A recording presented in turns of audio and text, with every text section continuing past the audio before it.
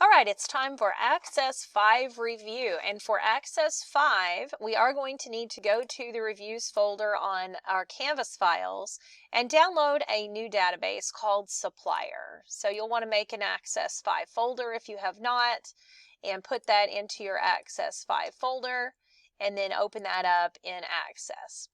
So we've got a new database here that's already been created for us. If we open up that navigation pane, it's got a bunch of queries already in it, and we will start from that. So we have a product table, a supplier table, a bunch of queries, a bunch of forms, some reports, and so forth. Now, this is really going to be, and I may do this in 2 sections because I have a feeling this is going to be a really long one. This is a long review.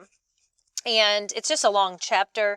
It's got a lot of queries in it, a lot of specialty queries in it, and probably a unit that it would be a good idea to take some handwritten notes on, just because it's kind of hard stuff to remember, particularly as we add some additional criteria and some special things like input masks and so forth. So, all right, I've opened up the Access Supplier database, and we're going to go into the table supplier table and immediately change our first name and last name to be our own names. So you're going to update that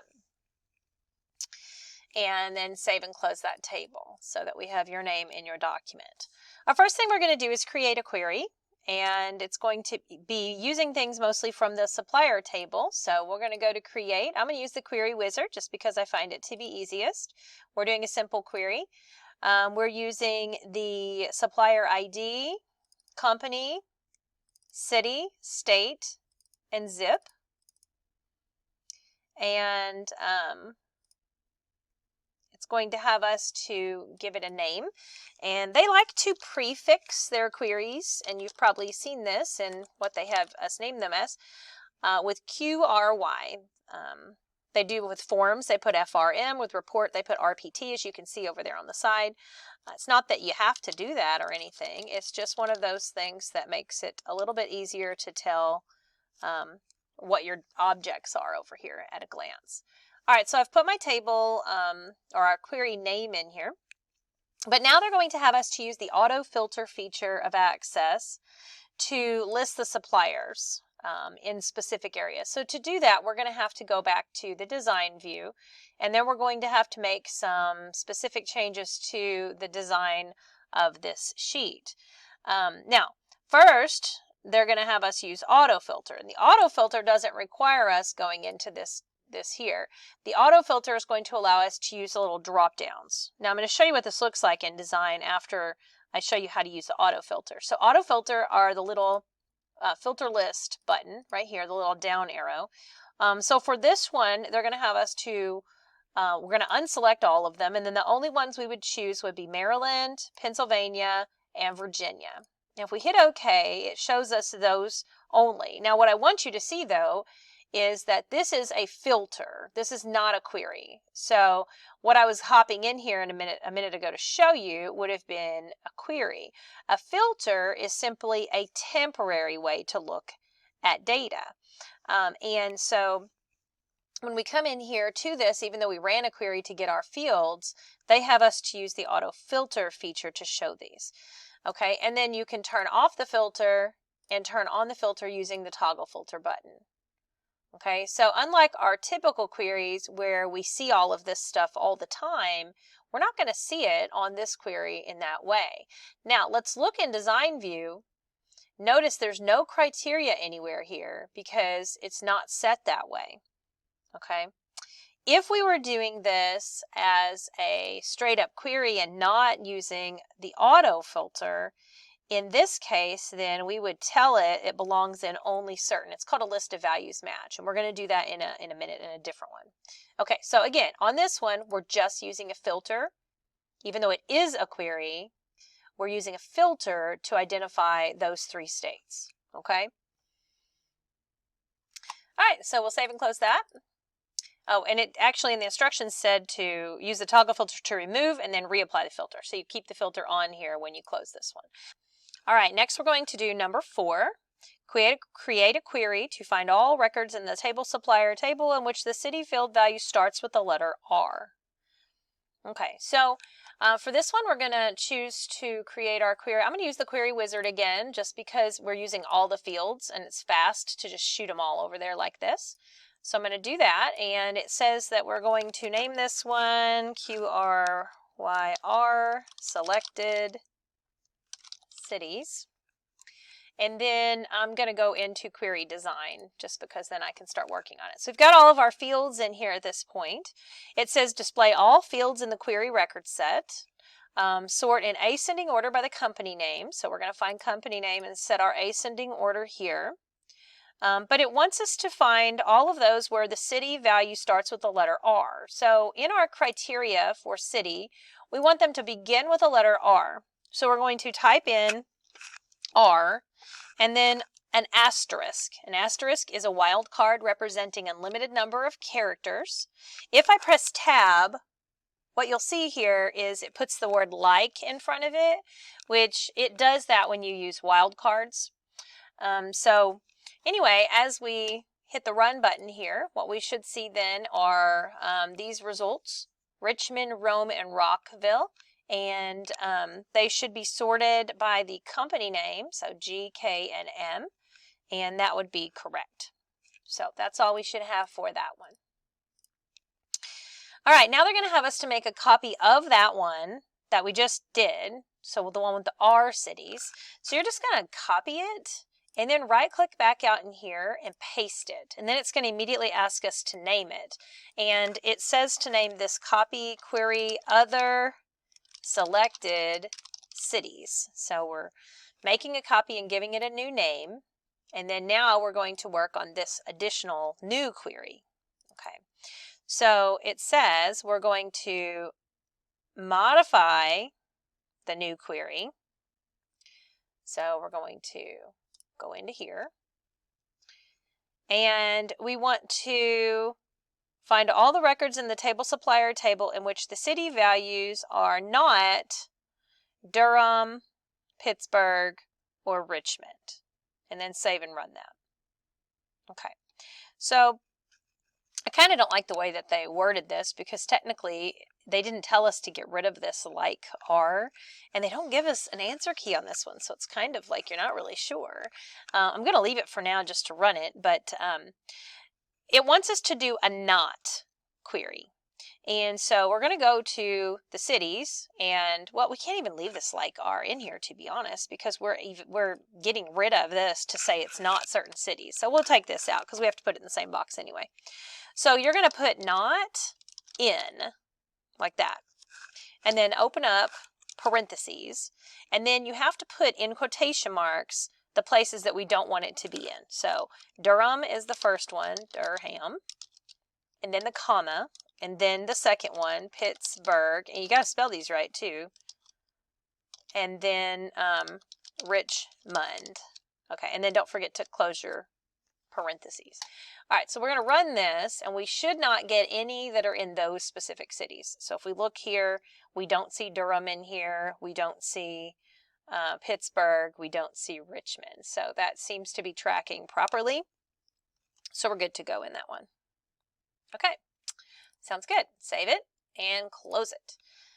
Now we are on number 7. 7 is create a query. I don't know why I have such trouble saying that. Create a query to find all records from the table supplier table in which the state value is. Okay, so once again, they're going to have us to display all the fields.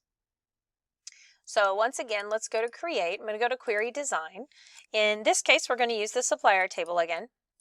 And once again, it wants all these fields. So another way you can do that is to click up here where the name of the table is, where it says table supplier, double click, and it selects all of the different fields. And then you can just drag them all in here, if I can get hold of it, and then it puts them all in there individually like that. So that's a little faster sometimes to do.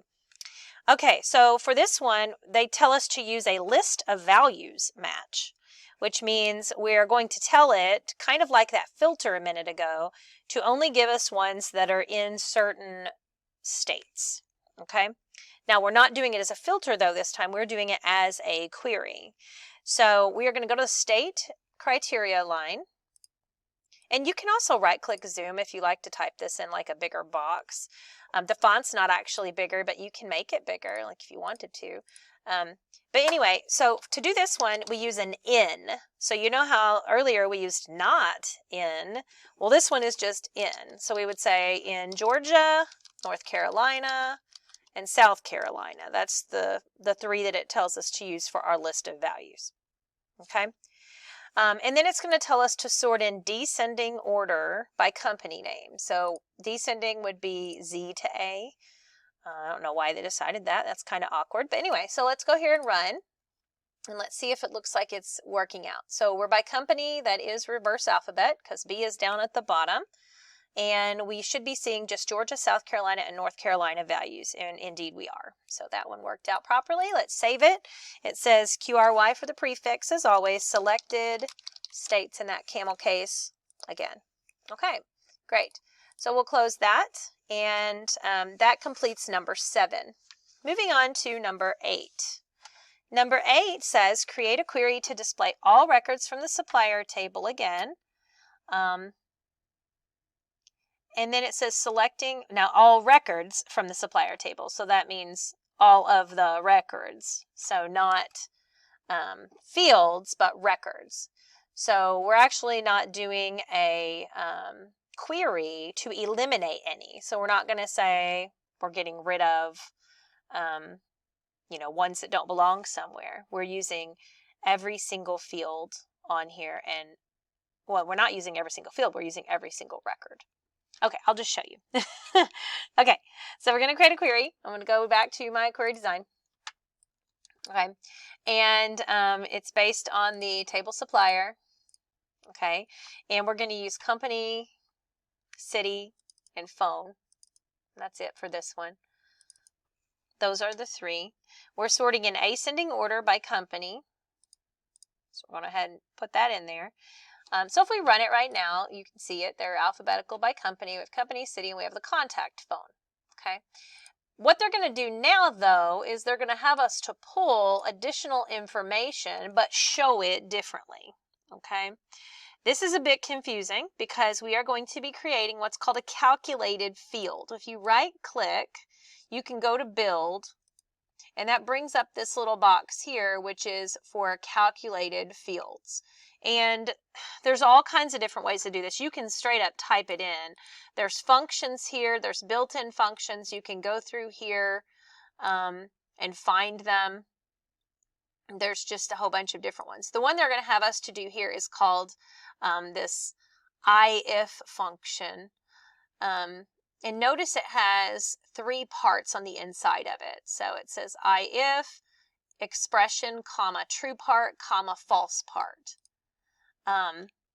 If you click on it, it would open up and you could see what it means in more detail. But if I double click it, it puts it up here, and then all I have to do is plug in the parts that I want. And notice that it says expressions can include like the name of a field plus the name of another field, or you can use operators, comparison operators, and so forth in these. So we're writing an expression. Okay, now let me read carefully what it says this expression is supposed to be. Okay, so first off, it says the calculated field is going to be called contact name. So in front of this expression, we have to name this field with a colon.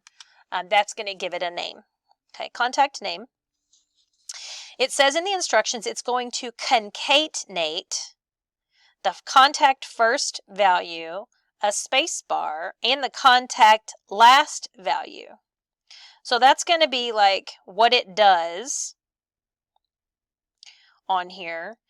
If it's true, I guess you would say. This is going to be our true part. Okay, so I'm going to kind of pop in here. We're going to ignore the expression part for a second. If it's true, whatever we do here in just a minute, we're going to have to put these parts together. What we want is we want it to say the first and the last name in the same cell. But if they have a nickname, we want it to say the nickname, okay, and then the last name. The instructions are a little bit confusing. So it says if the contact has a nickname, use the nickname in place of the first name in the calculated field. Okay, so what we're going to do is we're going to say if, I'll do the expression first. So if there is no nickname, right? If there is no nickname. So to do that, we use a thing called is null. Okay, I press tab there. Is null, and then the expression. What are we looking at? So what field is blank, right? We're looking for contact nickname. Okay, so that's my field. Okay, so if is null, contact nickname. That means if contact nickname is blank. Okay, that's our expression. That's what we're looking at. Okay, then there's a comma. Okay, after that comma is the true part. Okay, so here is the true part. And the true part would be, if that's all happening, then what we're going to do is we're going to take the contact first name. Again, we have to put it in brackets. And I think over here somewhere, you can grab a hold of your fields. Like, I forget where they're at. I guess here. There we go. So like you can go in here and grab these. So I could say, okay, well then contact first. But see, it gets confusing to me because it puts the name of the table in here. And that upsets me a lot. So I don't like it. It's not wrong. It's just confusing to me. So if is null, then we're going to take the contact first, okay, plus, ready for this? This is confusing, a space bar. Okay, now the space bar is in empty quotation marks. Okay, so contact first plus space bar, because we want a space between the first and the last name, and then contact last. Okay, remember the names of the fields have to be in those little brackets. Okay, that's the true part. Okay, then there's the comma, and then there's the false part. So if the nickname is not blank, then we want the nickname plus the last name, right? So I'm actually going to kind of cheat here. I'm going to take this part again, because we're just using it again, basically. We're just changing, instead of first name, it's going to be the nickname in there, right? So instead of contact first, I would say contact nickname plus the last name. Wow, let's hope I didn't make any errors, because that's a lot of stuff to type in, isn't it? I'm going to hit OK. We don't really see anything happening yet. They did tell us to set the caption property for contact name. So while we're in this column and that contact name, we're going to come over here and set that caption property. And that's going to be contact name without a space. Okay.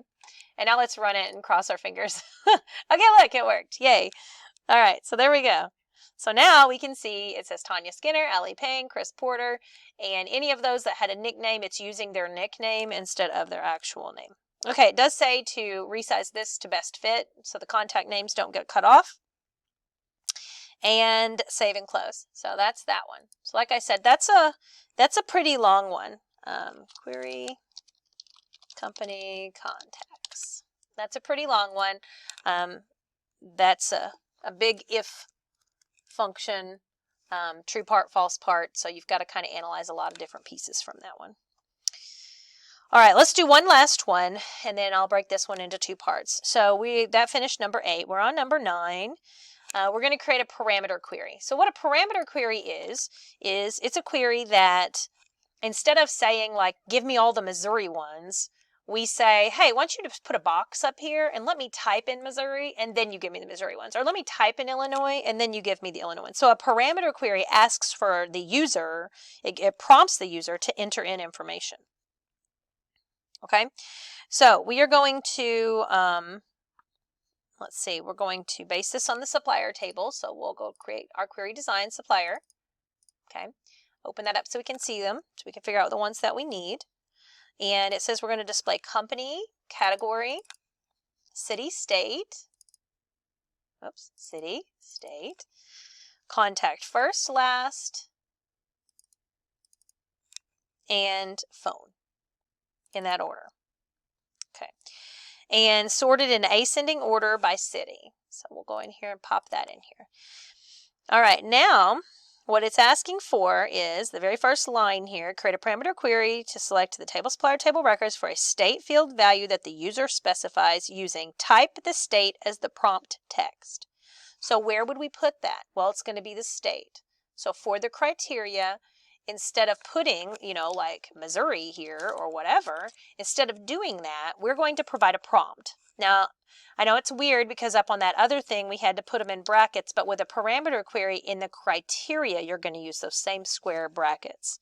So I'm going to put type the state,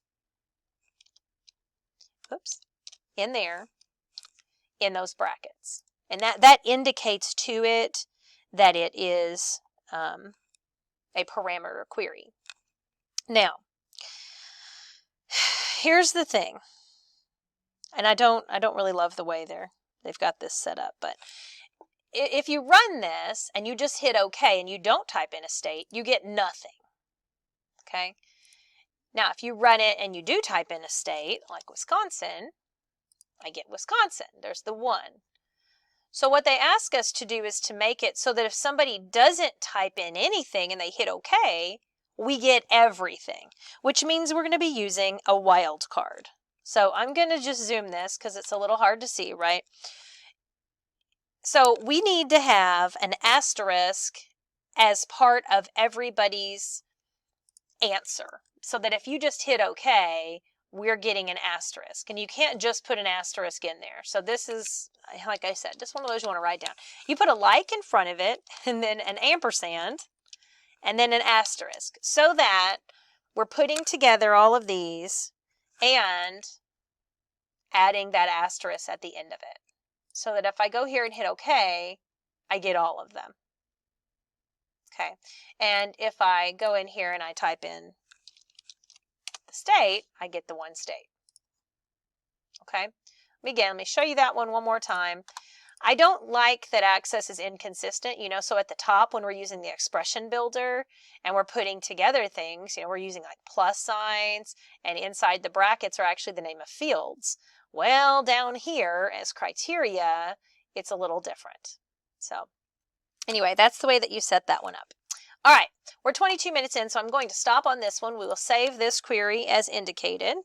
QRY state parameter. Remember, a parameter query asks a question that the user responds to, and then it runs a query based on that response. All right, we will pick up on number 10 in the next video.